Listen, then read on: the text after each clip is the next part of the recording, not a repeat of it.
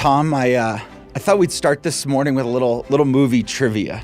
Dave, I'm not very good at trivia. Well, I think you're going to get this one. Okay. All right. This is one of both of our favorite movies, as far as I can tell. And fairly famous scene. Okay. And it's just a little segment. It's not you need a bigger boat, is it? It's not you. We're going to need a bigger boat. Okay. And I am not the thespian you are. So I am not going to be doing, I'm not the actor you are. I'm not going to be winning any Screen Actors Awards. This podcast might be the first time I've been called a thespian. I'm going to wear this with a badge of honor. Well, this might be chapter 2 of my career going into acting. If Hollywood didn't hate conservatives the way they do, you might actually have a chance. Oh, man, yeah. So there's a line, and the line starts, there's been one constant through the years, Ray. Baseball. America is rolled on like an army of steamrollers, erased like a blackboard, rebuilt and erased again. Yeah. But baseball has marked the time. Any idea what movie? Wow, that's gorgeous. That sounds to me like, now I'm drawing a blank on the James Earl Jones. James Earl Jones. Field of Dreams. Darth Vader. Yeah, that's right. Field of Dreams. That's right. And Darth Vader in a baseball movie, yes. And truthfully, yes. I couldn't even do that line justice because that voice is just unmatched. That's right. I bring the line up because baseball has sort of always had this ability, almost this mythic quality to it. Mm-hmm. You and I both love the game. Yeah. I think I've had a little more issues with the league over the last 2 years with their politics than you have. You've enjoyed keeping up with it. And I don't like that stuff, but I just love the game. My wife is a big football fan. Right. And she actually watches and pays much more attention than I do. Her team was playing on Sunday, and I walked into the room, and basically she was done watching. She was doing other things. I said, honey, your game's not over. And they were losing, I don't remember, by 3 or 4 touchdowns. And the point is, it's a timed game. Yeah. And so at some point, it just becomes impossible to win long before the game is over. And I said, I'm sure you get tired of me talking about baseball, but I'm going to tell you, one of the many reasons I love the game of baseball, there's no time. Yep.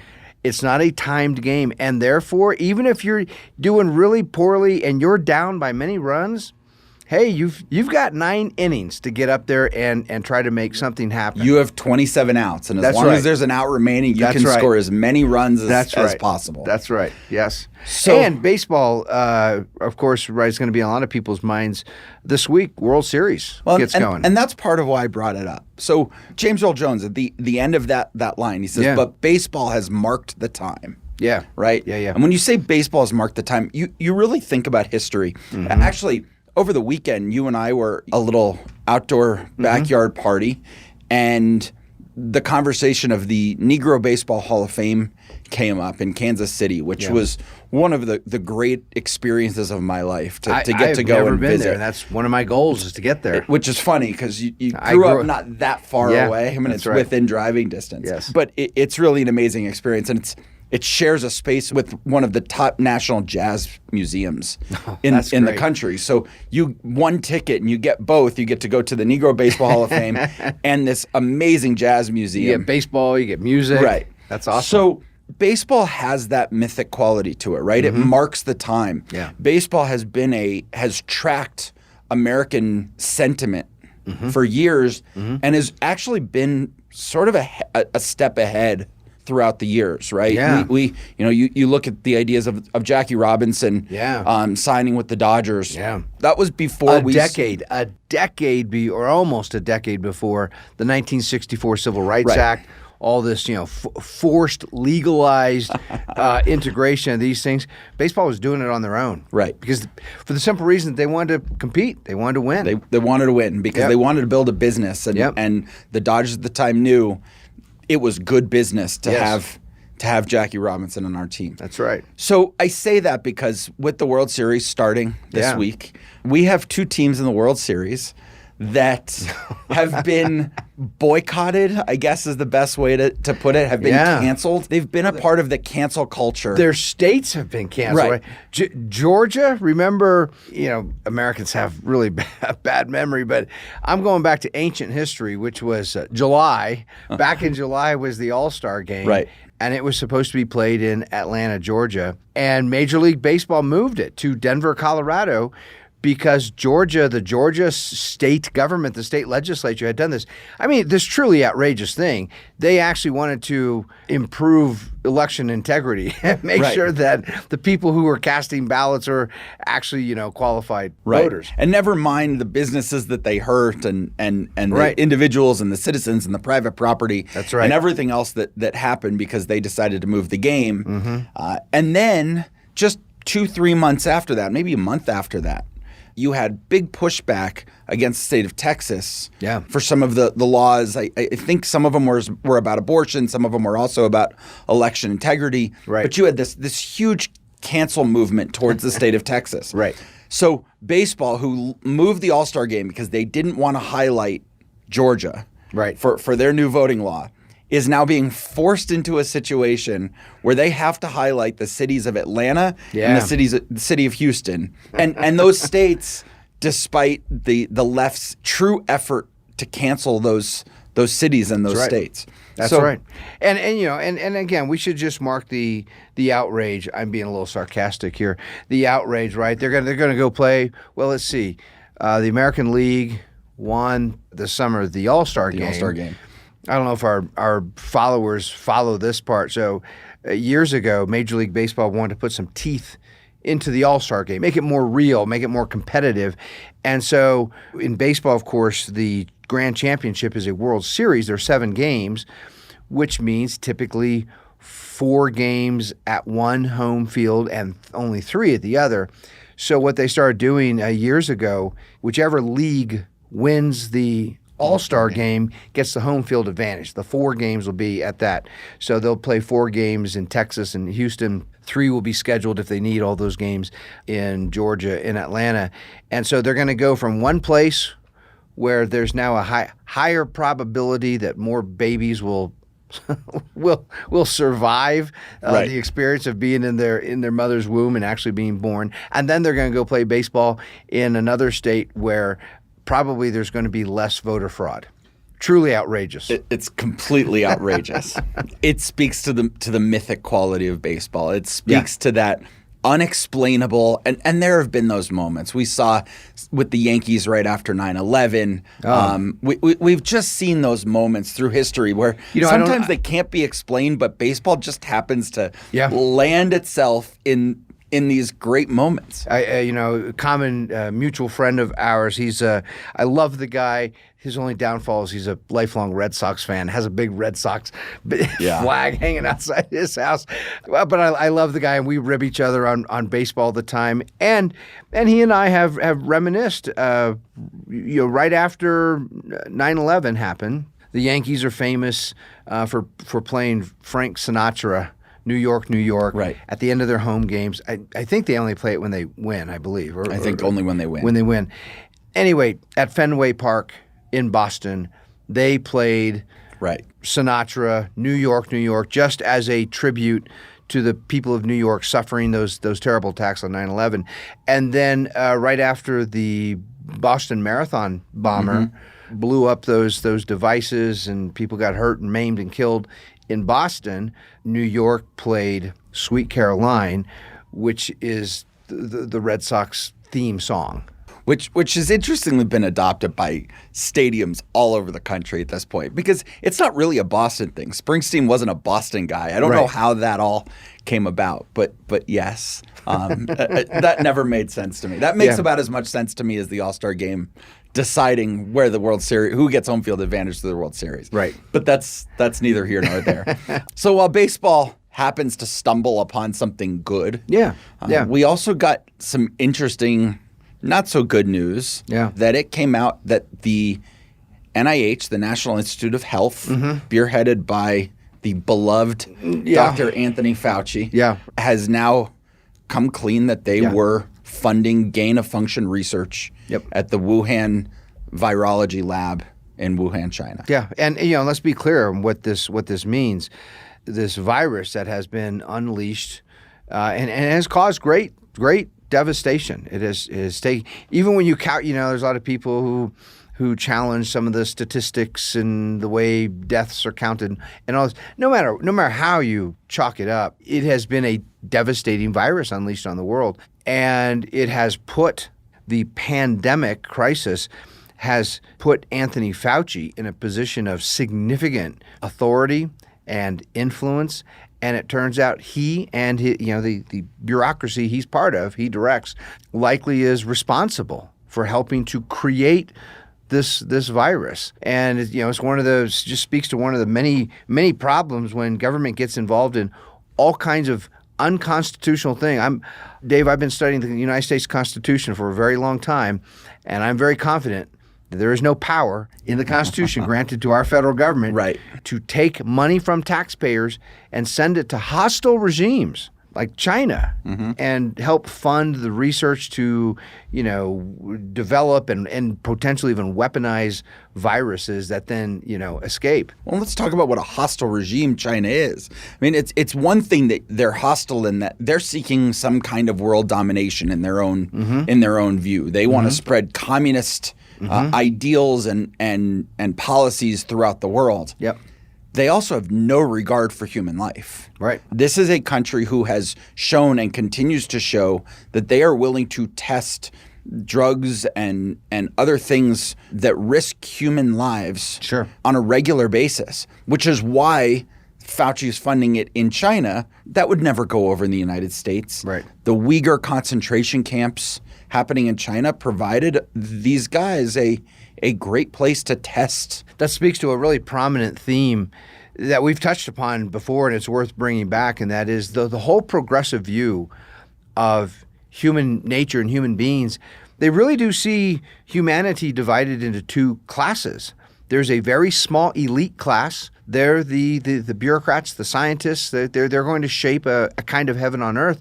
And then there's everybody else, the other billions of human beings, which progressives kind of view as just matter, just material. To Woodrow Wilson has this great line where he says that men are like clay in the hands of the consummate leader, the consummate progressive. They're like clay. They're to be molded, and anyone who's done any pottery work, when you make, sometimes you break them. Yeah. Sometimes you break, it doesn't work out, so you just scrape that off the table and start with the new one. It's just matter to work with in practice and see what works and what doesn't work. And that progressive view of looking at human beings as sort of like lab rats, things to experiment with. Expendable. Very expendable, is a very different view than the view we get in the American idea, the view that comes out of the American founding, that every human being has these equal, unalienable rights that they're born with. They're natural. They're inherent. The Declaration calls them endowments from a creator.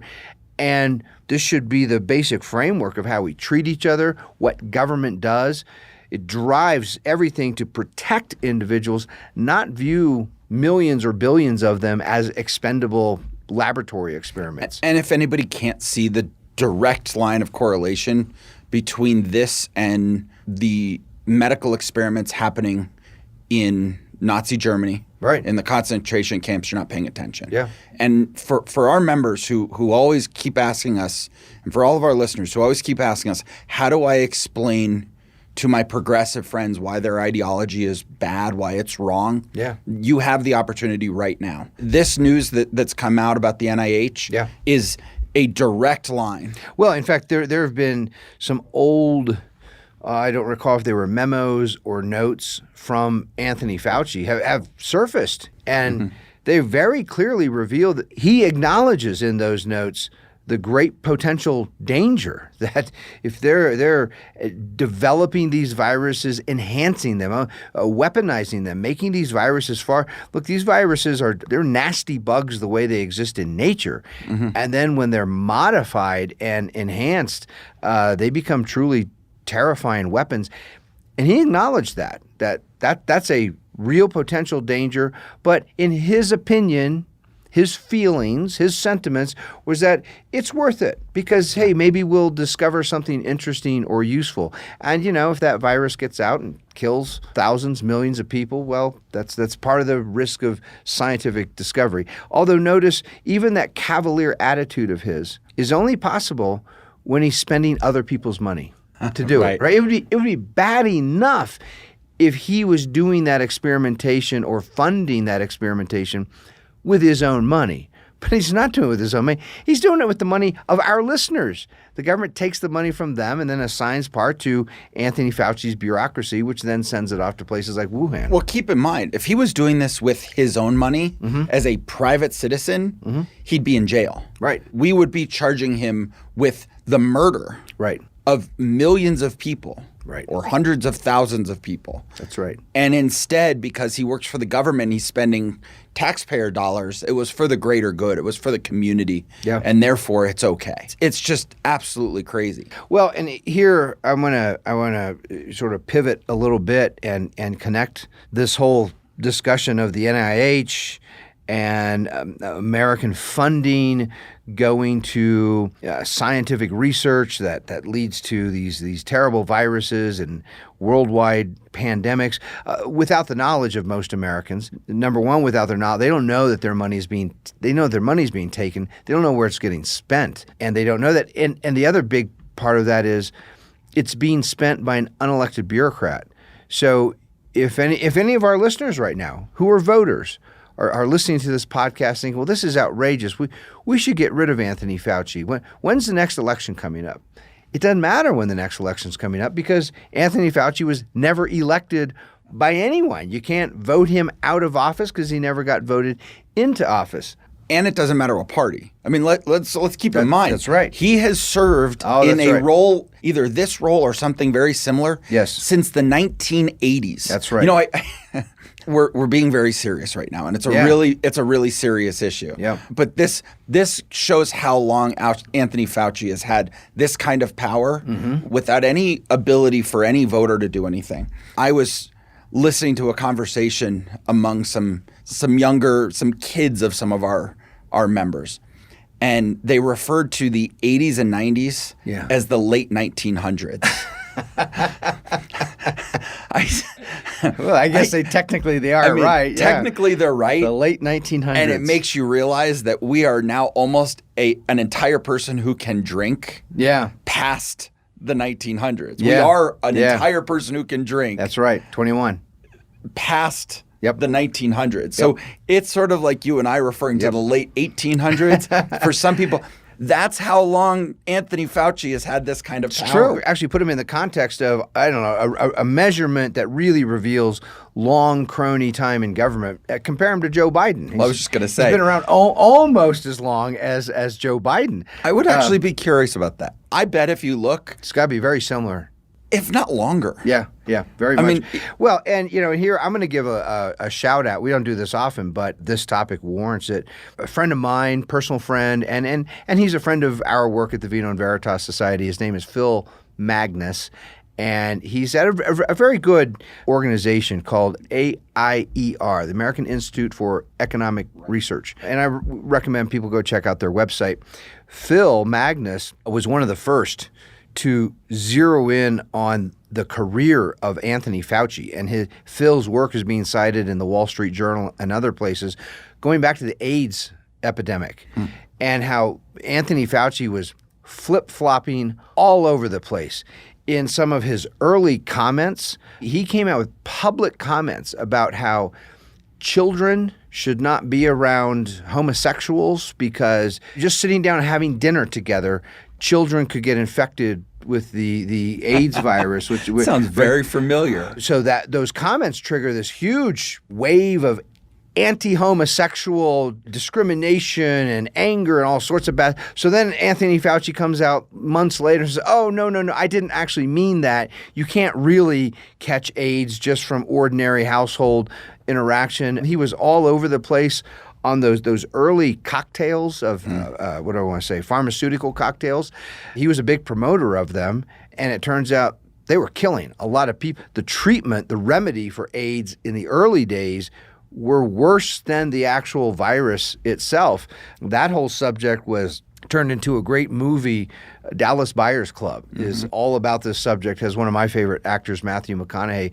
And it's a true story. It's a guy back in the 80s who gets AIDS from drugs and sex, and then he's watching what's happening. All these AIDS patients are going to the hospitals and they're dying from the treatments they're getting there, and he refuses it, and he goes off in search of different herbal and vitamins and trying to boost his immune system and these things. Anyway, Phil Magnus has produced some wonderful work showing how Anthony Fauci was flopping all over the place back then, and yet here we are decades later. I mean, AIDS came out in the early 80s.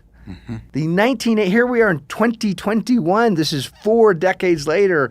And who's standing up in public getting all the attention when it comes to national health crises? The same Anthony Fauci. And it's the same guy who still flip-flops on everything. I mean, remember the early days? Yeah. He was saying, don't wear a mask. Right. Masks aren't effective. Masks aren't necessary. Right. We need to save the masks for those working in hospitals and the healthcare workers. Nope, I'm wrong. Wear a mask. Right. And only the N95 masks work. Well, you can wear a cloth mask. I mean, there's been no consistency to anything he's done, and it's just the same thing. What's even more troublesome, this is an ongoing conversation that we have with our audience. Think about, he's survived both Reagan and Trump. Yeah. And we sit here and we say, if we could only get our guy elected. Yeah. Now, I've not made a secret. I'm no fan of George W. Bush. Right. But I'm a fan of Reagan, and I'm a relatively big fan of a lot of things Donald Trump did. Right. And neither of them, Reagan employed Fauci. Right. And Trump kept him around. So let's stop pretending that, if I just get my guy elected, this bureaucrat who's destroying lives in America is just going to go away. That's right. Well, and there's a similarity here. Ultimately, I want to get us to the topic of education, because these things are all connected. Right. The model for the modern progressive research university, think of most typical, say, public universities and most big prominent private universities. They're not what we would call a classical institution or an institution of traditional liberal arts learning. They're progressive research universities. And the model for how they would be structured was based on the progressive design of bureaucracies. And so they have a lot in common. When you get these high-profile bureaucrats who sometimes get appointed to certain high-profile positions, even if a president removes them from that high-profile position, it's not like they're not employed. They're still employed. It's the equivalent of, a tenured faculty member in a university maybe becomes a dean or something, or a provost or some position like that within the administration. If they get removed from that, it's not like they get fired. They're still a tenured professor. They're still getting paid their full salary, teaching. They're just not in that one particular position. But they're still close enough to be influencing the person who replaces them. Absolutely. And almost every time, yes, that person who replaces them is just another progressive. That's right. And so, this to turn us to this whole bigger subject of education, we've been talking about the NIH sending our money to do research many of us don't want to fund. We do not want to support that kind of research. And we've been talking about quotes from movies today. It reminds me of this very short little line, but it opens up this huge subject. The original Jurassic Park, what's his name? Jeff Goldblum plays this mathematician. Right. And they're talking about what these scientists have been doing at Jurassic Park, creating, breeding, replicating these dinosaurs, including really dangerous, deadly ones. And Jeff Goldblum's character says, you were so busy figuring out if you could do this, you never stopped to ask if you should. Right. And when you really think about that, to ask that question, well, should we do this? That's a deeply moral question. It's an ethical question. It's a political question. It's not simply a scientific, right? In fact, it's not a scientific question. The question of should we do this is not a question that can be answered with test tubes and beakers and lab experiments. that requires some moral judgment, some prudence, which includes moral judgment in it. And to be prepared to answer this question of should we do these things? Should we be creating deadly viruses, or should we be enhancing them? And what's the term they use? Gain of function research, right? To make dangerous viruses even more dangerous for human beings. That requires a certain kind of education. And I would argue that is virtually absent from not only most schools, going all the way from kindergarten, K through 12, as well as our colleges and universities, but it's absent from the way most people think of education. Think of how prominent the idea of STEM education is, right? Science, technology, engineering, mathematics, all of which are perfectly good subjects to study. We do want people to study science and technology and engineering and those things, of course. But STEM in itself cannot address any moral or ethical question. Correct. The tools aren't there. I started college as a math major, and to this day I have this love, this admiration. There's a beauty to mathematics, but it can't answer a moral question. It can't answer whether something is just or unjust or right or wrong, and that requires a kind of older way of thinking. Starting with, and I'm going to put out something here really broad. One of my dreams is for our members at the Vino Veritas Society to have models in their minds of how things should be. That really helps them go out into the world, whether it's the subject of education or any other topic, to have this clear view of how it should be, because then they can use their prudence and they can figure out what steps will get us closer to the way things should be. And when we think about education in terms of a model, what should education be? I think the first thing we have to do is get rid of this silly idea that education happens only in schools, brick buildings called schools. The truth is human beings are learning beings. From the moment they're born to the moment they die, human beings are seeing things, hearing things, thinking about things, observing, reflecting, using their reason. They learn throughout their entire life. What goes on within a brick building that says school on it is only part of the education that human beings engage in. It's a great point. And I think one of the things that we need to do, and the reason we're bringing this up, just so everybody's aware, and if you haven't seen it yet, this is our case study for November. We have it right here in case anyone wants to see it. Some of our listeners may not have paid attention to some of our case studies. We do one of these every month, and it's usually on some topic that's big and relevant and important today, and we dive a little deeper. This month it's education, right, which is very much on the news. I mean, we now have we have the FBI looking at parents who show up to think about this. They show up to their local school board meeting because there's some silliness going on in their schools. Maybe they can't make up their mind about mask mandates, or maybe they want to inject things into the curriculum that don't belong there. Whatever. These are parents concerned about their own schools where their own kids are going. And now the FBI is looking at the parents as potential terrorists. You want to hear how ridiculous this has gotten? This just came out early this week. In Loudoun County, Virginia, which is a major area of Virginia near D.C., right. In Loudoun County, Virginia, they have now decided that if parents want to see a copy of the curriculum that their kids are going to be taught, they have to sign an NDA.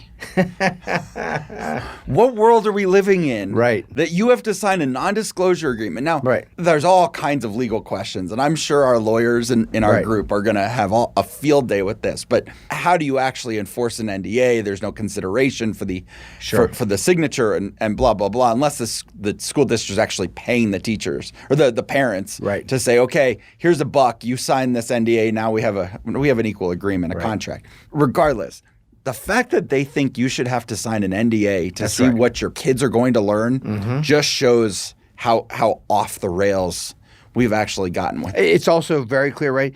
They're scared. They're scared that their own curriculum, those people, those school administrators, those education bureaucrats, and there's a lot of them. This is another really important basic structural design. In most states, there are more non-teaching bureaucrats than there are teachers being paid through education dollars, through the education budget in most states. So there are a bunch of bureaucrats, and those bureaucrats in Loudoun County, and I'm sure across the country, they don't want public scrutiny. They don't want the public really looking at their own curriculum. And that's another reason to do these NDAs so that parents don't take these things and start posting them all over on social media, which is probably going to happen anyway. Without a doubt. And we've been seeing that for a few years of parents posting, look at my child's homework. Yeah. Look at this homework assignment my kid just got.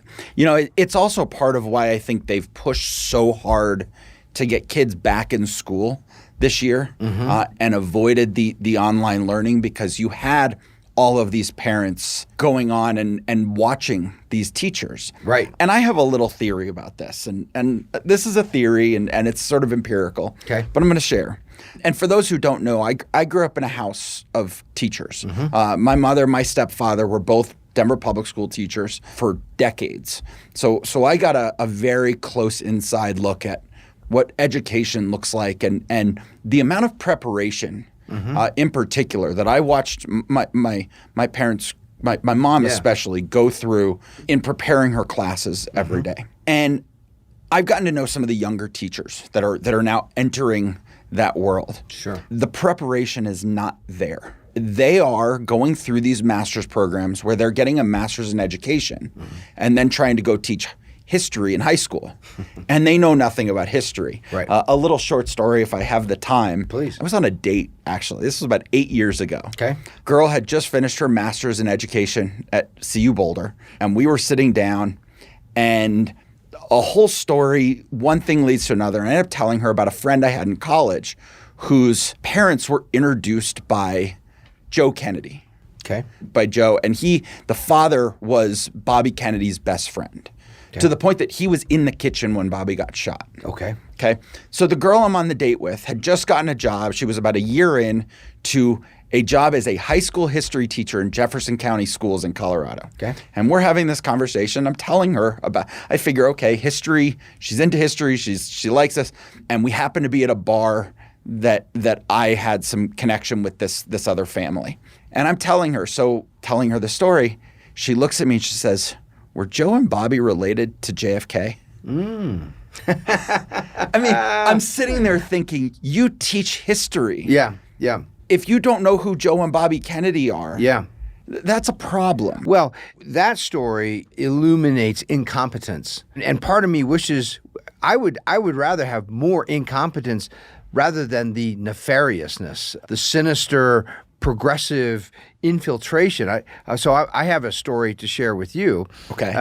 My very first teaching, I was still in graduate school out in California, and there's a small liberal arts college right down the road called Azusa Pacific University. And they hired me as an adjunct professor of political science. So I had taught there a semester or two, and they have at Azusa, even though it's a small school, they have a quite large education department. So these are students who graduate with degrees in education, right? They had a summer course in American history and government for these education majors. It's supposed to be for people who are going to be teachers. Right. And something happened to the professor at the last minute. I don't remember the details if he got sick or had surgery or something.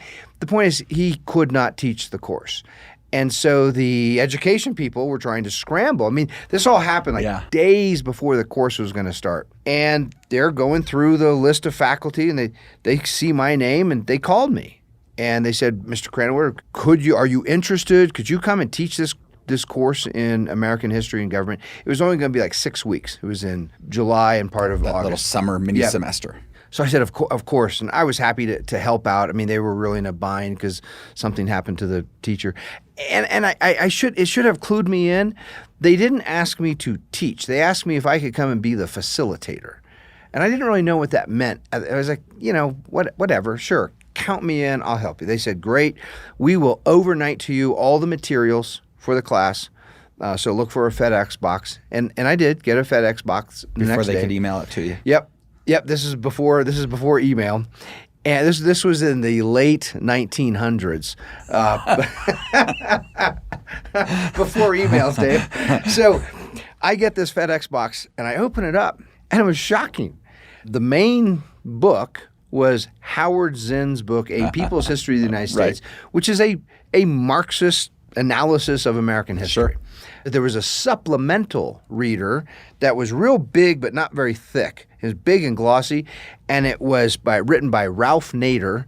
It was a citizen's guide to activism, and there were chapters on the Black Panthers and Mother Jones, and basically groups, including some terrorist groups, that had successfully lobbied government for some kind of perk or advantage or crony favor. And then I'll never forget, there was a CD, again, this is the late 1900s when CDs were things.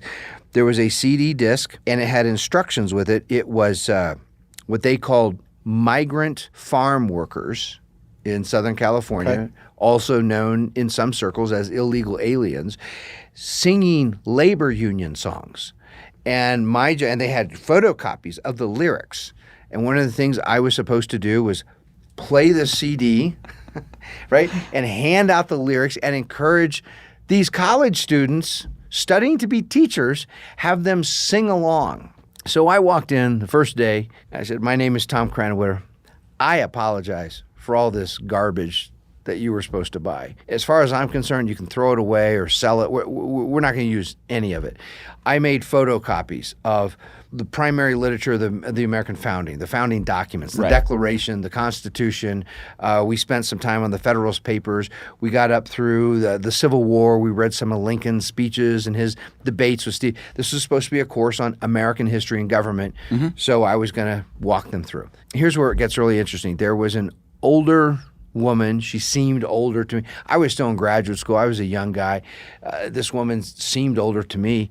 And the very last day of class, she came up and she said, "Professor Cranwitter, you don't know who I am, do you?" I glanced at the I'm like, "You're Carol." That's all I knew. She said, "Well, my husband and I, we sit on the board of trustees here, and we've been giving a lot of money to this school because we were under the impression that we were teaching young Americans how to be good citizens, how to preserve a free United States of America." She was aghast, appalled at all this Marxist garbage, and she kind of fell in love with George Washington. I had given them a bunch of Washington's famous speeches, and she adored Washington. Hard not to. And, it was the first time I had been busy as a student myself, just trying to figure out the founders and Lincoln and the connection to classical philosophy. Right? That's a lot of intellectual work. I simply hadn't been paying attention to what was actually going on in schools. And that moment, a light bulb went off in my head. And I was like, wow, there is a huge gulf between the people who fund education and the people who actually provide the education, the actual teachers and professors. Bingo. A lot of these people who fund education are really good people. They're good Americans. Then they think, hey, I want to help. I want to make sure there are educational opportunities. So I want to donate to my local university or college, thinking this is good for freedom. It's good for America. And then the college goes off and hires all these Marxists and socialists and other kinds of progressives. And what they're teaching, the very purpose is to undermine everything that is best about America. Bingo. And that goes right back to the theory that I was starting with. And that theory is that I think most young educators today, most young teachers, especially primary, secondary level, not necessarily college, but primary and secondary education, they are terrified of people finding out that they don't know what they're talking about half the time and that they are just teaching what they're being told to teach. They're being given the books. They're being told these indoctrinating ideas when they're in graduate school, when they're getting their master's in education, and they just say, okay, my job, I have learned not how to think, I don't know the background on American history. I don't know the ideas of the American founding. I just know that I've been given these books. The administration is telling me this is the curriculum you're going to teach. I go through it and I know how to teach. I know how to teach whatever the information that's being given. Yep. And what last year on Zoom, these Zoom classes did, it terrified teachers because they thought, what if a parent is watching over a kid's shoulder and finds out that I have absolutely no idea what I'm talking about? And I'm saying that because that is a major issue right now. I mean, we've talked a lot about this cultural growth of the field of psychology and psychiatry in America. The number of people who are incredibly insecure, especially younger ages, and those same people are teaching classes. Right. And I think they are incredibly insecure about, they know that they don't know a lot. Right. And they're being sent into these classrooms and being told, teach this. They don't want to be a part of these school board meetings where parents are coming in yelling. Agreed. And they're just doing what they're told. Yes. And it's these bureaucrats, these administrators who are the nefarious ones. Yes. They're the ones going in and saying, hey, we're going to teach this, and this is going to be better for the world in the long run. And they have all these side interests. Most of the teachers, I think they like these NDAs, and I think they're happy they're not on Zoom anymore, because it's not because they have some nefarious plan. It's just because they don't know any better, and they're terrified of being found out. Yeah, I think you're right. And to your point about the growing field of psychology and therapists in particular. So what do? They run off to the therapist because they're stressed, they're anxious, they're scared, right? All these sort of things. And so it's a great time to be a therapist right now. This is the demand for therapy is going up and up. I have a couple of therapists right next to me in the offices around me. They're busy all day long. They have people in there. I think there's a whole lot of truth. I want to give another shout out. Some listeners right now might be thinking, well, what are you supposed to do? What if you want to be a teacher and you're looking for something, a good kind of training, a good kind of education? Here's one step. We'll talk a little more in a moment about what education should be as a big comprehensive thing. But here's an immediate step. There's a program I used to teach in. It's run by the Ashbrook Center, which is housed at Ashland University, small little town in the middle of Ohio, Ashland, Ohio. And they put together a, what do they call it? MAHG, the MAG program, Masters in American History and Government. And it's very much designed for teachers who want to get their master's degree in American history and government. All the courses are in the summer. All the courses are 1 week long. They start on Sunday and wrap up either Friday night or Saturday night. Wow. And so you're in school all day long, every day. Each course is either 1 or 2 graduate credits. And so they built it in such a way where I think within 2 or 3 summers, if you go full time, you can walk out of there with an actual master's degree. And it's serious education in American history and government. So I would recommend to people looking who are teachers who want to deepen their understanding of American history and government. That's a great way to go. They even have scholarships available and things like this that can be quite helpful. And you get to study with some great minds there. So here's the good news. The good news is, I don't think if we're going to change the culture of education, and over the course of this month, we're going to talk a lot about education during the podcast. So we're not going to get to everything today.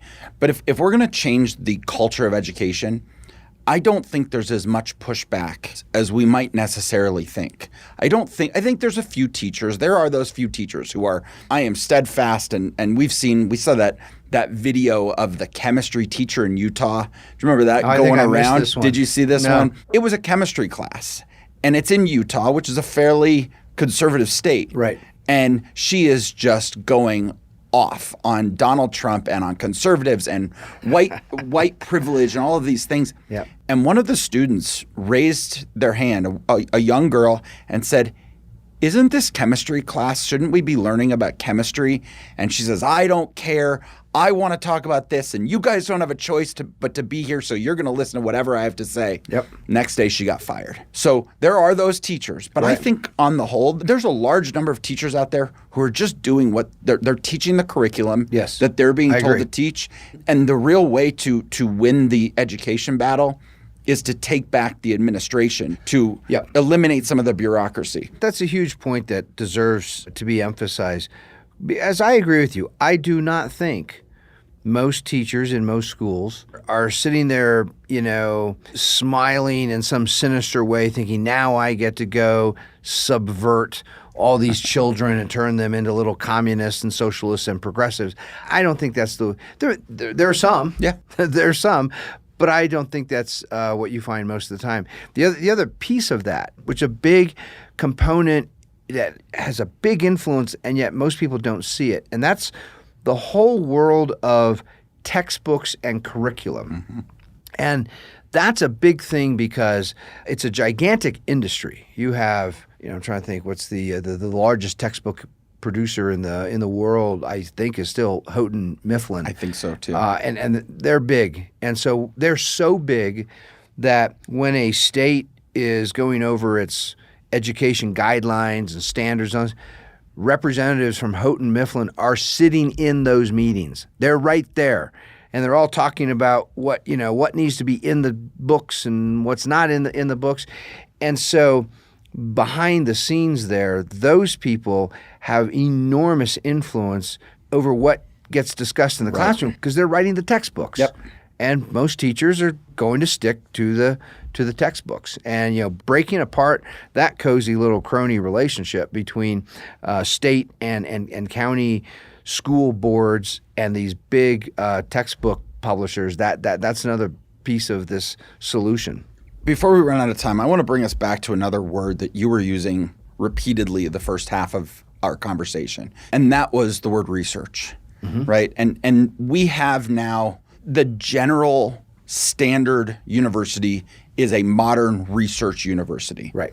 I want to connect that to what we were talking about with Fauci.